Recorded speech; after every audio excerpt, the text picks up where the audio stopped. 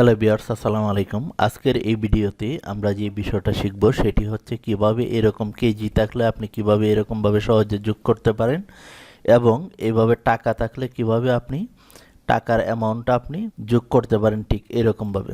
আবার এখানে আরেকটি বিষয় আমি আপনাদেরকে যদি দেখাই, এই যে দেখুন, যখন আমি এখানে কোনো একটি টাকার অ্যামাউন্ট বসাচ্ছি তখন অটোমেটিক এই যে টাকা লেখা আসছে। আমি এটা কেটে দিয়ে যদি আমি আবার এখানে যদি আমি লিখি, এই যে দেখুন টাকার অ্যামাউন্ট চলে আসছে, এই যে দেখুন। এবং আমি এখানে ইচ্ছা করলে আমি অন্য কিছু আমি লিখতে পারি। ধরুন আপনি এখানে লিখবেন 100 টাকা বা 200 টাকা, এই যে দেখুন এখানে কিন্তু আসে না, কিন্তু এখানে যখন আমি 200 টাকা লিখছি তখন এই যে চলে আসছে। এবং যদি আপনার এরকম থাকে যে 10 পিস এরকম যদি থাকে, যখন আপনি 10 লিখবেন তো সঙ্গে সঙ্গে কিন্তু পিস লেখা চলে আসবে। তো এই কাজগুলো কিভাবে করবেন, আপনি যদি চান যে এটা যোগ করবেন, আমি যখন এখানে সাম করব তখন এই যে দেখুন, আমি যখন এখানে ক্লিক করব তখন কিন্তু সাম হচ্ছে না।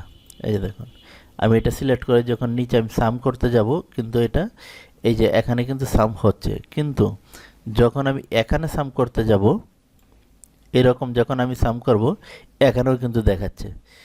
এখন আমি যদি এখানে আমি লিখি এই যে টাকা, আমি এখানে লিখলাম, এখন যদি আমি এখানে সাম লিখি, এই যে দেখুন সাম লিখে আমি যখন এটা যোগ করতে যাব, লাস্ট ব্রেকে দিয়ে ইন্টার দিব, এই যে দেখুন যোগ আসে না। আবার এখান থেকে যখন আমি এই যে এটা সিলেক্ট করব, তো সিলেক্ট করে যখন আমি এখান থেকে এই যে সামে দিব, এখান থেকে কিন্তু আসছে না। তো এই কাজগুলো কিভাবে করতে হয় সম্পূর্ণ ভিডিওতে এই বিষয়টা আমরা দেখব।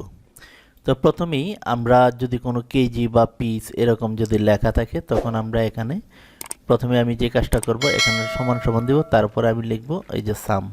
সাম লেখার পর ফার্স্ট ব্র্যাকেট দেব। তো ফার্স্ট ব্র্যাকেট দেওয়ার পর আমরা এখানে লিখব সাবস্টিটিউট, এই যে দেখুন সাবস্টিটিউট। তো এইটা লেখার পর আমরা সম্পূর্ণটা এরকমভাবে টেনে দিব।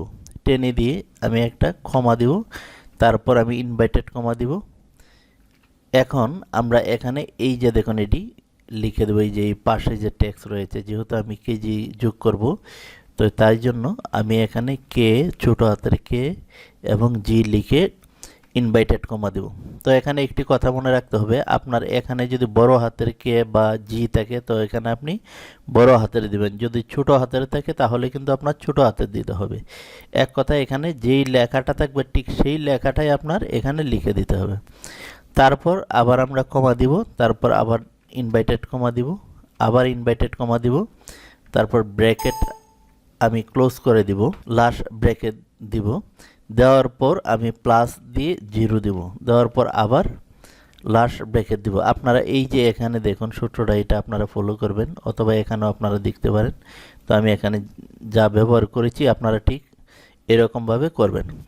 তো এখানে আমি যখন সম্পূর্ণটা এরকমভাবে সমান সমান দিয়ে সাম, তারপরে first bracket substitute, first bracket দিয়ে এই যে এটা টেনে, তারপরে এই যে দেখুন inverted comma KG inverted comma এরকমভাবে দেওয়ার পর আমরা কিবোর্ড থেকে কন্ট্রোল শিফট একসাথে চেপে ধরে ইন্টারে ক্লিক করলে এই যে দেখুন যোগ আসছে, যোগ হয়ে যাচ্ছে।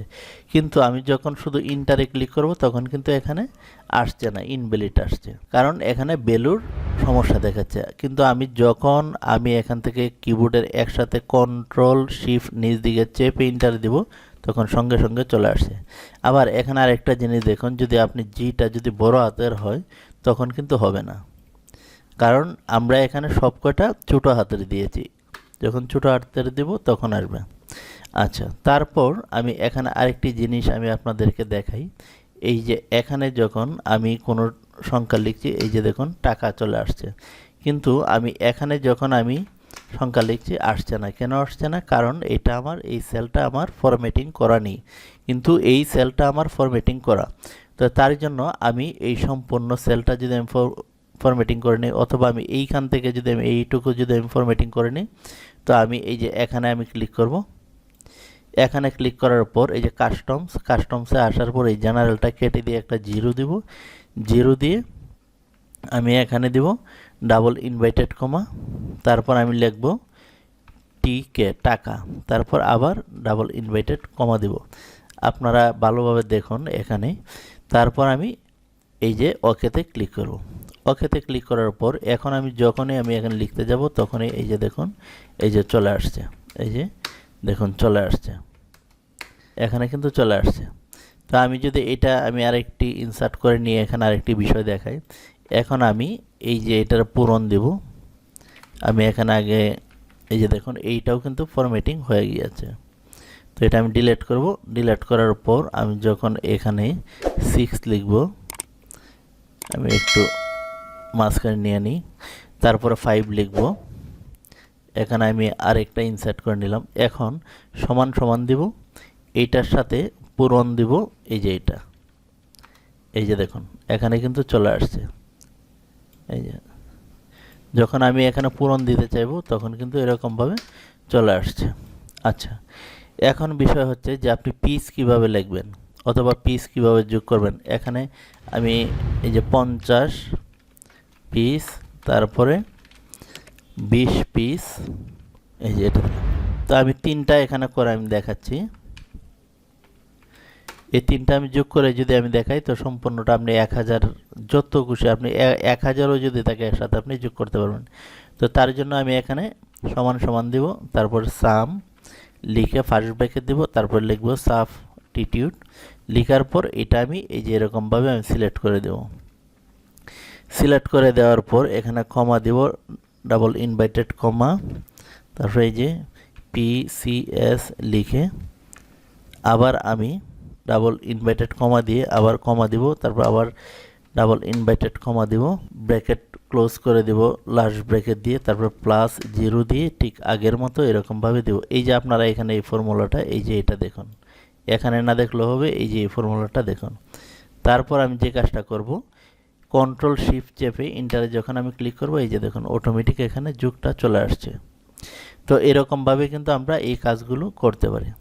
এখন আপনি চাচ্ছেন যে না আমি অন্যভাবে আমি আরেকটি কাজ করব, আমি চাচ্ছি যে এখানে যখন 10 পিস লিখব তখন অটোমেটিক পিস লেখা আসবে, এই যে এরকম। তো তার জন্য আমরা যে কাজটা করব, এটা আমরা সিলেক্ট করব, আমি পিসটা কতটুকু, আমি যদি সম্পূর্ণ কলামে লিখতে চাই তখন এটা সম্পূর্ণটা ফরম্যাটিং করব, আর যদি আমি এই পর্যন্ত করতে চাই তো আমি এই পর্যন্ত সিলেক্ট করে এখানে ক্লিক করে আমি এই যে নাম্বারিংয়ে এটা কাস্টমসে এসে এটা কেটে দিয়ে আমি এখানে 0 দিব, দেওয়ার পর ডাবল ইনভার্টেড কমা দিব, পি সিএস লিখে আবার ইনভার্টেড কমা দিয়ে এখানে লিখব।